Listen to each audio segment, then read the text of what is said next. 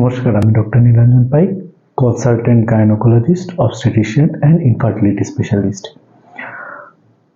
আমার কাছে প্রায়শই যে সমস্ত পেশেন্টরা আসে ইনফার্টিলিটি সমস্যা নিয়ে, তাদের ব্রডলি দুটো ভাগে ভাগ করা যায়।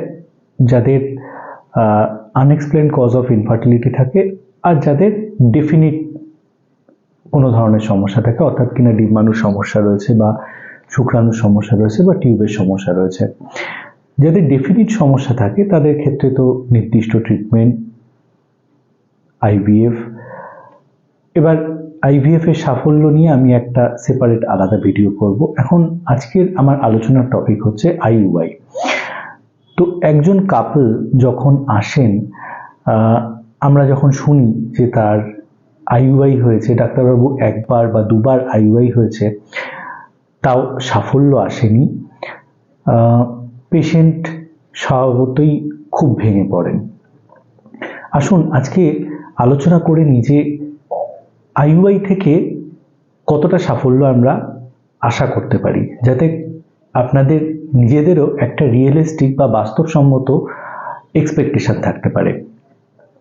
দেখুন, আইইউআই শব্দের অর্থ ইন্ট্রা ইউটেরাইন ইনসেমিনেশন। প্রাথমিকভাবে আইইউআই করার আগে তার নির্দিষ্ট কিছু শর্ত রয়েছে। আইইউআই আমরা কাদের ক্ষেত্রে করি? যে সমস্ত কাপলের প্রথমত কথা বয়স কম, অল্প দিনের ইনফার্টিলিটির হিস্ট্রি, যার শুক্রাণু ভালো রয়েছে হাজব্যান্ডের, ডিম্বাণু খুব ভালো রয়েছে এবং অবশ্যই টিউব খোলা রয়েছে। আপনাদেরকে আবারও বলে দিচ্ছি, যারা আইইউআই করতে চাইছেন অথবা আপনাদেরকে অন্য কোনো ডাক্তারবাবু আইইউআই করার উপদেশ দিয়েছে, বারবার করে যাচাই করে নেবেন এই 4টে ফ্যাক্টর আপনাদের ঠিক রয়েছে কিনা।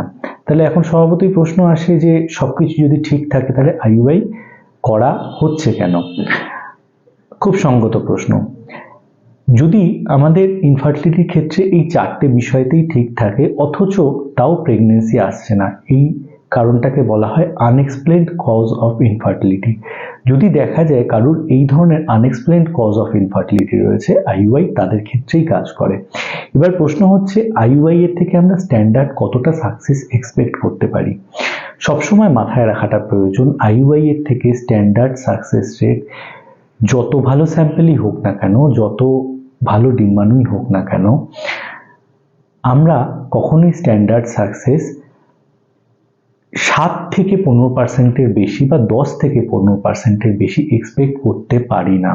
আমরা নর্মাল যখন ট্রাই করতে বলি একটা কাপল, তখন তাদের সাকসেস মানে নর্মাল যখন আমরা ইন্টারকোর্সের পরে আমরা কতটুকু সাকসেস এক্সপেক্ট করতে পারি? 7.5 to 10%। তাহলে আইইউআই এর ক্ষেত্রে সেটা বেড়ে হয়ে যেতে পারে 15%, 10 to 15%।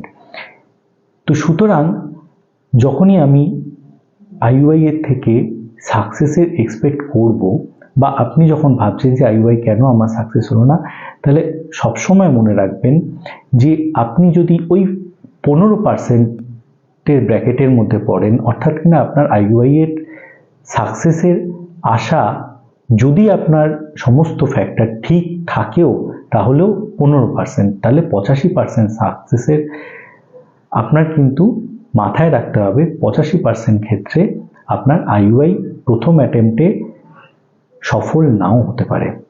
আমরা কতবার আইইউআই করার কথা বলি? আমরা বলি যদি কনজিকিউটিভ সাইকেলে 3 থেকে 4 বার আমরা আইইউআই করতে পারি তাহলেই আইইউআই এর ম্যাক্সিমাম সাকসেস আশা করতে পারি। কত পার্সেন্ট সাকসেস হতে পারে?